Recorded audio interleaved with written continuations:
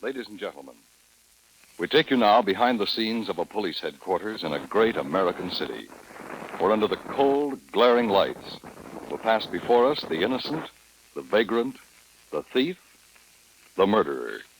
This is The Lineup.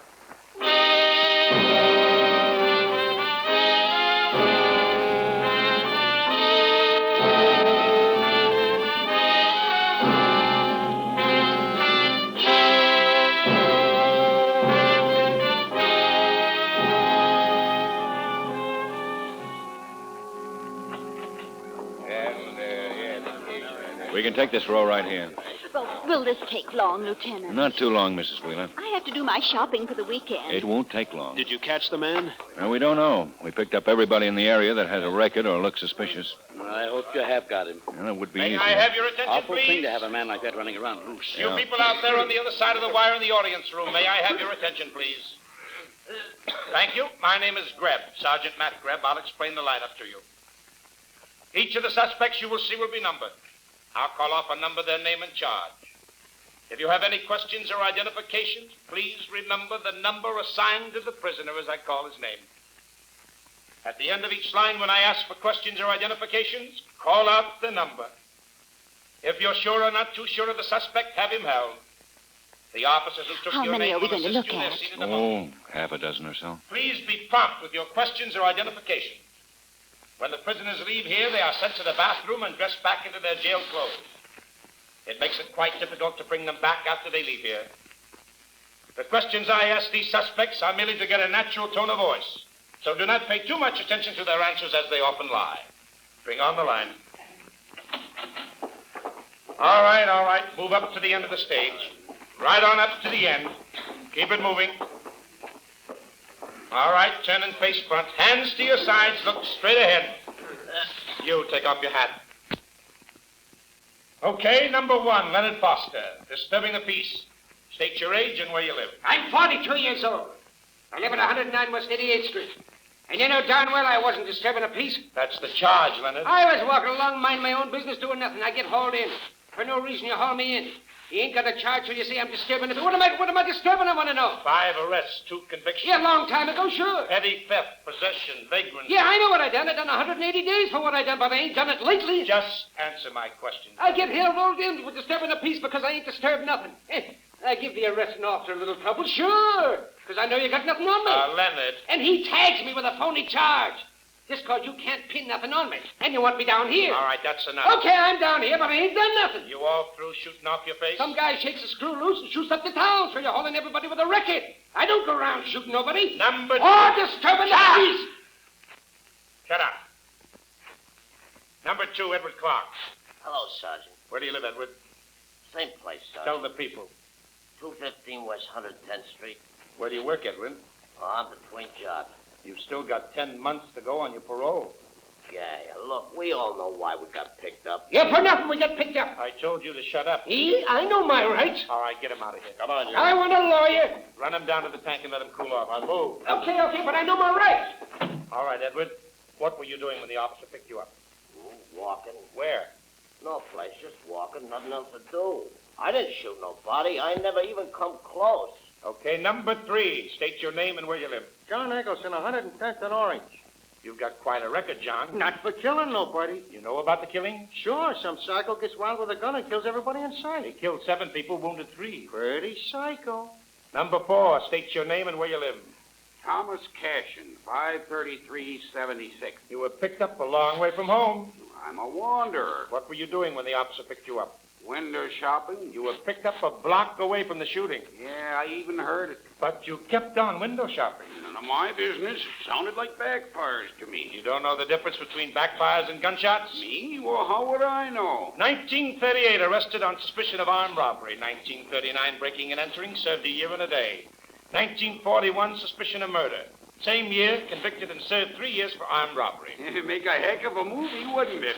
Number 5, state your None name of and these where men you are the one you're looking for, Lieutenant. Sure, now, eh? How about the rest of you? Where do you I work don't when see you... him. No, he's not up there. Not one of these men. You said you were leaving your girl. Sergeant Greb. Yes, Lieutenant. No identifications. Run on the next bunch.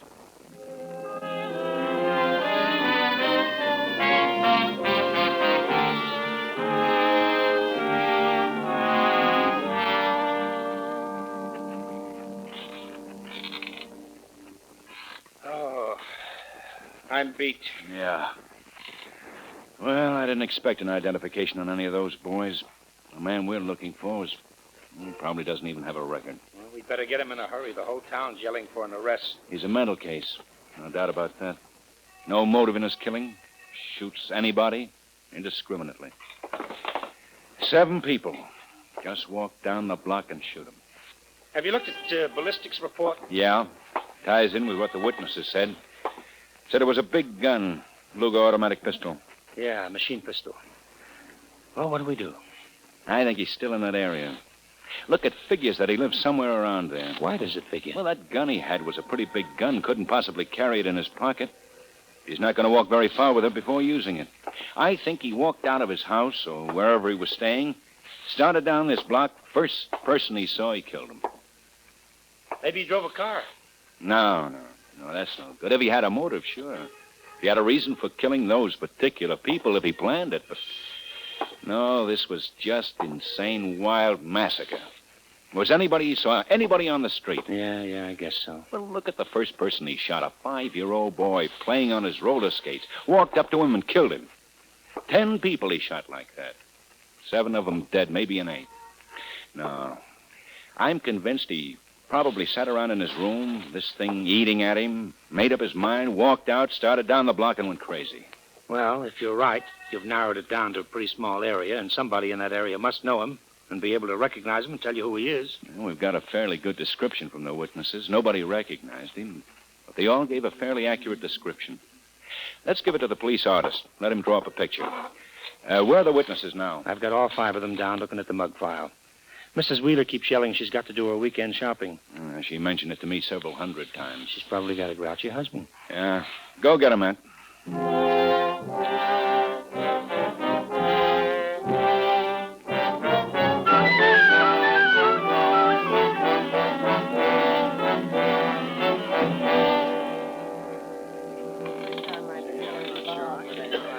Now, if you'll all just sit down, please. This is Mr. Collins.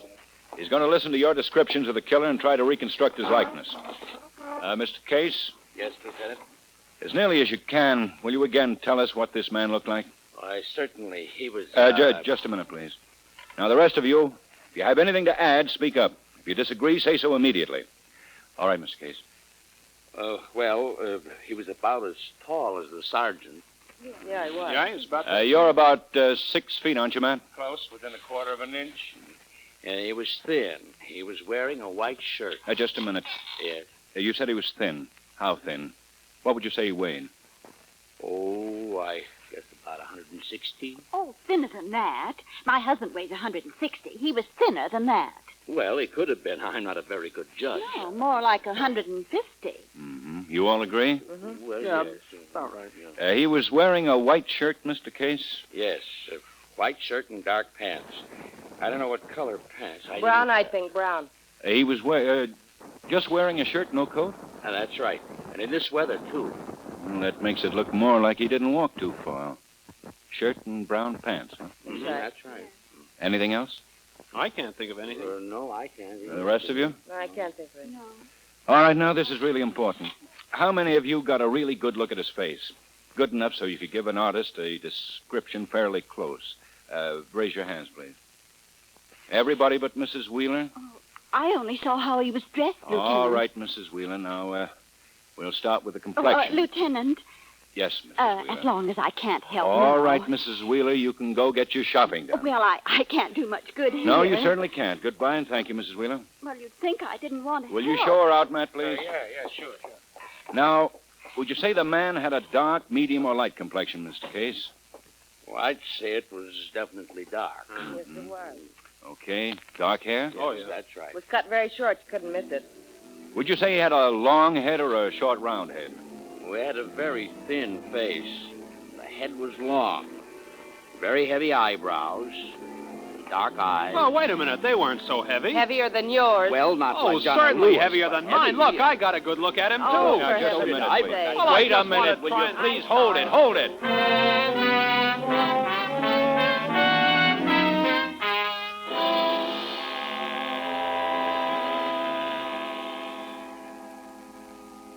A little more on the nose. Yeah, he's right. On the bridge of the nose. Not so straight. Yeah. Lieutenant, could I be excused for a second? Well, sure. Go ahead, Mr. Case. We've been in here over an hour, Ben. Okay. Squad room is crawling with reporters. We'll have to give them some action soon. Don't you think I'd like to give him some action? Now, don't get jumpy. That's nearly it. That's pretty close to what he looked like. I think he had more of a pointed chin. You know, it stood out more. I don't know. That's pretty close. You've disagreed with everything I've said. Look, lady, I'm sorry. I just don't think his chin You was... don't think anything. You just say no. But It I- don't look like that. No. Say what you like, lady. Get as nasty as you want. I don't think he Please, had now, to... please, look. I know it's tough for everybody, It wouldn't but... be so tough if this here monkey Now, was... wait a minute, please. Wait a minute. I heard one of you say that it looked pretty much like the killer. I said. If the chin was more pointed. Yes, all right, but it's close. Yeah, it's close. close. All right, then. I hope I didn't take too long. Well, that's all right, Mr. Case. Take a look at the picture, please. You think it looks like the killer? Yes, that's very close. Now, if you'll just change... Thank you, Mr. Case. Get the picture, Matt, and let's get out of here.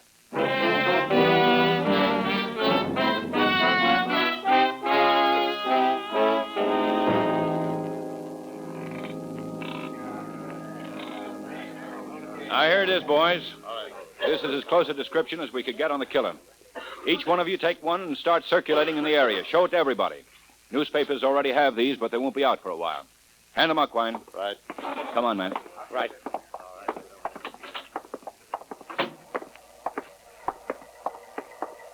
Well, where to? We'll start at the scene and work south and north. Hey, I just thought of something. What? I haven't had breakfast or lunch. I'm starved.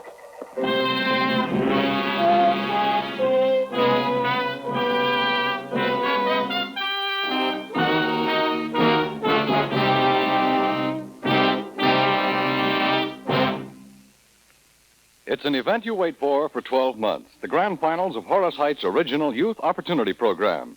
And next Sunday night's the big night for 1950. The most talented young Americans Horace Height has ever discovered in his famous nationwide auditions will be heard competing for the championship and the $5,000 grand prize.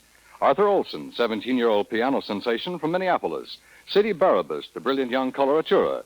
Jesse Owens, baritone, who left his shoeshine stand to win one of Horace Height's quarterfinal rounds. You'll find them and the others on CBS next Sunday night when the Horace Height Original Youth Opportunity Program comes your way on most of these same stations.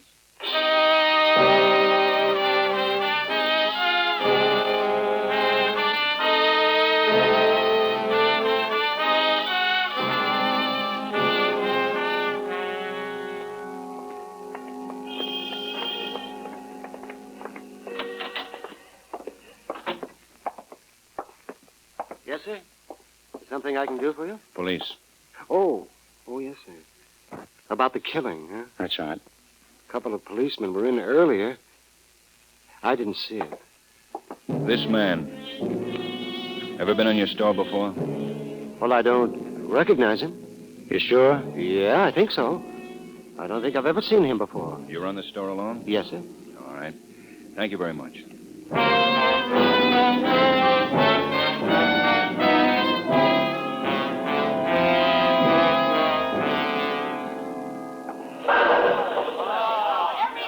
Want to bowl a few games? With your head, sure. Oh, that's very funny. There's a bar over there, Matt. You take it. I'll talk to whoever's in charge of the alleys. Right. Yeah, you want an alley? No. You ever seen this guy before? You a cop? That's right. Ever see him? No. He the guy that killed all those people? Yeah. What a terrible thing that was. How long you been working here? Me, I run the place. Well, I hope you catch that guy. Ain't safe with a guy like that around. How many people you got working for you? Just the people who might have seen this man if he came in. Well, let me see. There's Marge. She's the one over there serving the beer. Uh-huh. Who else? Let's see. I got one waitress and two bartenders working in the bar. Your bar's being checked. Let me see. My wife, Marge, the waitress, two bartenders, and my wife. Well, that's all that's working here outside of the pinboard. Okay, let's talk to them. Sure. Talk to my wife first if you want her. She's the one at the cash register. Uh-huh. When I opened the place, she took over the cash register. It figured. Tell me, you married? No. Congratulations.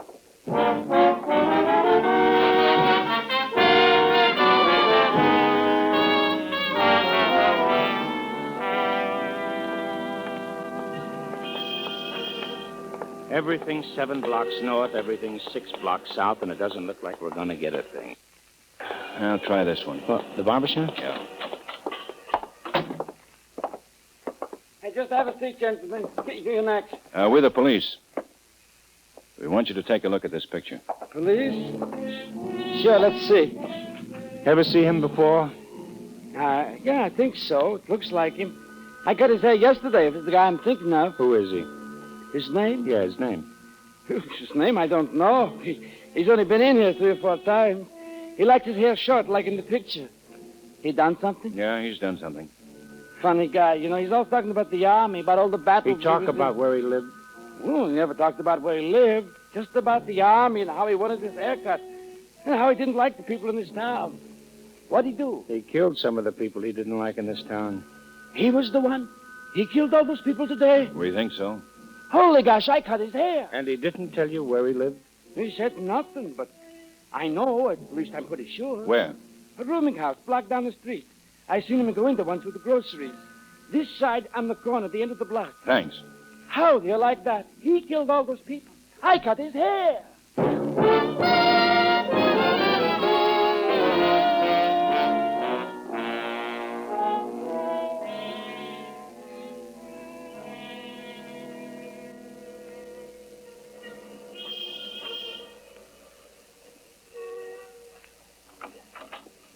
Yes? You the landlady? Yes, that's right. You want a room? Police. We want to talk to you. Oh, all right. We'd like to come in. All right. What's wrong? Shh. Keep your voice down. It's about one of your roomers. One of my roomers. Take a look at this picture. Oh, him. What's he done? Who is he? Name's Fitch, Arthur Fitch. What's he done? Is he in? Yeah, come in a couple of hours ago. Still in his room, I think. What's he done? Where's his room? Second floor, first door. Where's your phone? One on the wall. Only one we got. You'll have to pay a nickel. How many other people in the building? Just me. We got one vacancy. Everybody else is working. I see. Would you mind telling me what this is all about? We want Arthur Fitch on suspicion of murder. Murder? This is Sergeant. Murder? Captain Waldo. Keep your voice down. Hello, Captain. This is Sergeant Greb. Ben and I are in a boarding house on 103rd Street, 314. We think I got a man. Yeah, that's right. Name Arthur Fitch, a barber identified him. According to the landlady, he's up in his room now. No. We'll wait for you. Right, Captain. He'll cover the area. Look, officer. You'd better go outside, lady. Get off the street as quickly as possible. It's my place. Lady, you've got a murderer upstairs. You want to stay here? All right.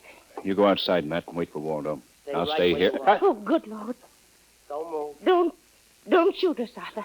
Better put it down, Arthur. I'll kill you all if you move. You don't have a chance, son. I never do. Somebody's always trying to hurt me. I never have a chance. I said don't move. Oh. All right, Arthur. You think you're smart, don't you? You think you're pretty smart. I heard you talking on the phone. I heard you when you came in. I saw you coming down the block. I knew you'd get here sooner or later. Just haven't made up my mind what to do yet. Just haven't made up my mind. I feel so bad. Everybody makes me feel so bad. We don't want to hurt you, Arthur. You don't. You're lying. We just want to talk to you. Want to talk to me, huh? You want to talk to me, then you want to go out and tell people things about me. You want to make people talk about me. You want to make them hate me. We want to show you how to get out of here, Arthur. Show you what to do. Help you make up your mind. You're lying. We just thought we could help you, Arthur. You want to help me? That's right. How? How can you help me? Nobody around here wants to help me. Not since I got here. Nobody likes me. Just like that other town. Everybody's saying things about me, planning things. How can we get Arthur out of town? Arthur's no good. Let's run him out. I showed him. We'll hide you, Arthur. I don't believe you. I don't know you. Well, sure you do. We've helped you before. You have? Sure. We don't want you to get hurt. We'll hide you so you can't get hurt. You've helped me before? Sure. Don't you remember? No. Oh, we've helped you lots of times. You're a policeman. You call the police. We just said that. Yeah, so we could fool them. Get you out. You've helped me before? That's right, Arthur. We'll help you this time, too. When did you help me before? Lots of times when you were in trouble. Remember all the times you were in trouble? And how you got out of them, Arthur? How you got out of trouble? We helped you. You haven't forgotten us, have you, Arthur? Will you get me out of this trouble? Sure, we'll show you the way. Yeah. Yeah, please. Please help me. Come down the stairs. All right. Now, you've got to hurry. You're going to help me? Sure. Like we helped you in the Army. All the times you got in trouble. You were in the Army? Sure, we were in the Army. What's that? Well, it isn't anything, Arthur. Come on now. No, Mrs. Evans, come up here. Better do as he Hurry up says. or I'll shoot the whole bunch of you. Yes. The stairs will go to my room so I can think. They won't hurt me while I got you. Where is he, Lieutenant? He's got the landlady upstairs in his room. He's got the machine pistol, too. Whole area is surrounded. He's a complete paranoic. Really came apart at the seams. Thinks everybody hates him. What do we do? Well, he's killed 7 people already. We can't take a chance on that poor landlady. We almost had him. Just another second, and we just about had him talked into thinking we were his only friends. I doubt if he'll trust anybody now. Come on, let's get outside. Oh, here comes Captain. Now, wave him back. The more cops Arthur spots, the more desperate he'll get. Well, we just can't let him sit up there. There's no telling I what... got an idea, Matt. Stay close to the building. According to the landlady, that's his room right above us. No way to get up there. Now, there's a building across the street. If we can get into the 2nd floor... Quine, go get a rifle.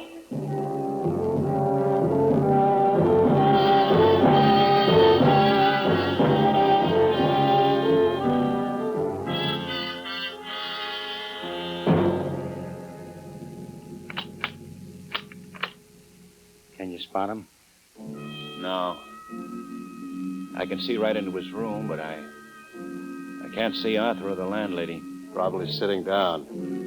If he'd only get in front of that window. Yeah, we can't wait. No telling when he's liable to start using that gun. Then we're no better off than when we started. We are if somebody can get him in front of that window. Well, how's that going to be done? Well, I'll worry about that after I see whether I can talk my way into his room. Ben. Can you think of a better way? No, but how about me trying it? You're a better shot than I am. Okay. I hope you're a better shot. Remember, if I do get him in that window, I'm the fat one.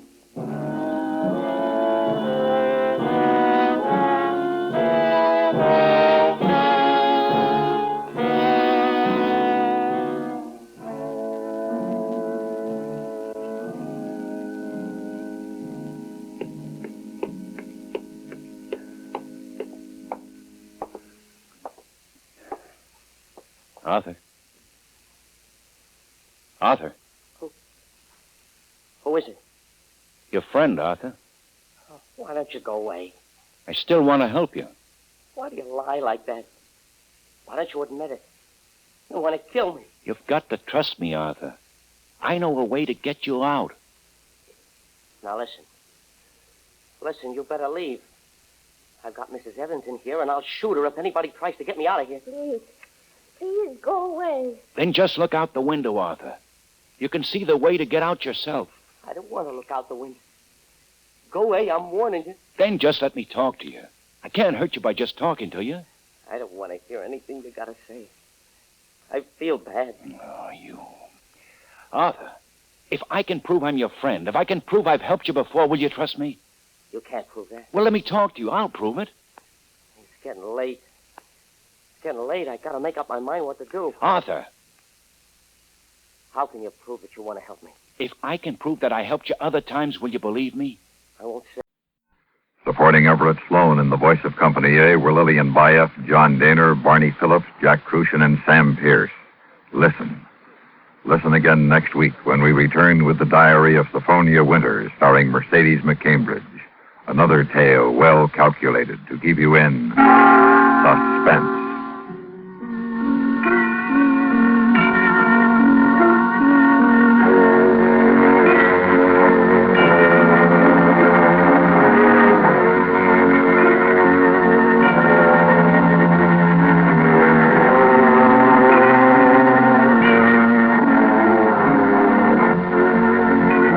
Get the complete news first on the CBS Radio Network. You said if I could prove I was in the Army with you, you'd let me help you. Were you in the Army? With you, Arthur? In the war? Yeah, that's right. Infantry? Just like you. I was in the Army for 5 years. 7 battles. Were you with me then? That's right. I helped you all those times. Oh, yeah. Oh, terrible times. I was decorated. Yeah. You did a wonderful job. Yeah. I got the Purple Heart. I was wounded. Well, I know. Don't you remember in the hospital? I helped you. Yeah. Yeah. Somebody else was with you. Another man. You both helped me. That's right. Oh, you don't know what it's like in war, Mrs. Evans. He'll tell you. All that killing. Have to kill him or get killed yourself. I can help you out of this, Arthur. Just like those terrible times in the war. How? Just look out of the window. Out of the window? Yeah. I got a car down there, on the street, right below the window. I don't know. Oh, they'll never get you. I don't know. Well, you've got a gun. Yeah. Well, look out the window. Look at the car. You'll come with me? Sure. Sure. I'll help you. Why do people always have to hate me? We'll climb out of that window, get in that car. I made them all sorry for not liking me. Well, you see the car? No. No, I don't. It's all right, Mrs. Evans. All right. I didn't see the car. There wasn't any car, Arthur. I gotta tell you something. Go ahead. I feel terrible about something. I gotta tell you. All right, Arthur. I'm really ashamed. But I never really was in the Army. I just made it up.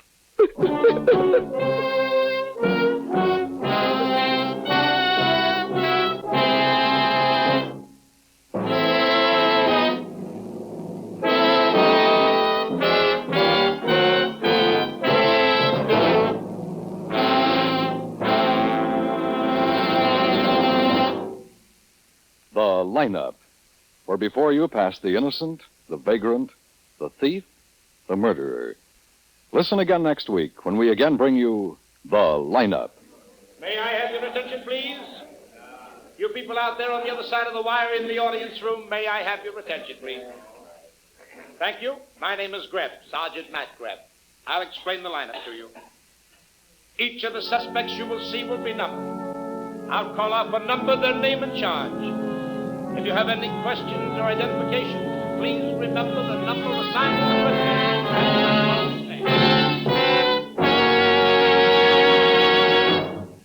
The lineup, starring Bill Johnstone as Lieutenant Ben Guthrie and Wally Mayer as Sergeant Matt Greb, is written by Blake Edwards with music by Eddie Dunstetter.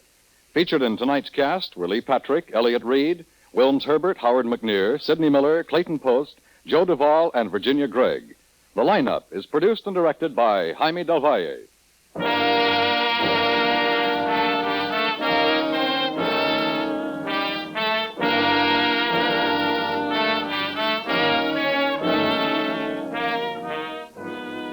Every Friday evening on CBS, the handsome young cop, Danny Clover, brings you his latest adventure patrolling the theatrical district of New York. Broadway's my beat, says Danny, and his stories involve Apple Annies, chorus girls, society women, gamblers, theatrical producers, all of the picturesque characters that are found in Times Square. Be listening for this fine mystery series, Broadway's My Beat, Friday evening on most of these same stations.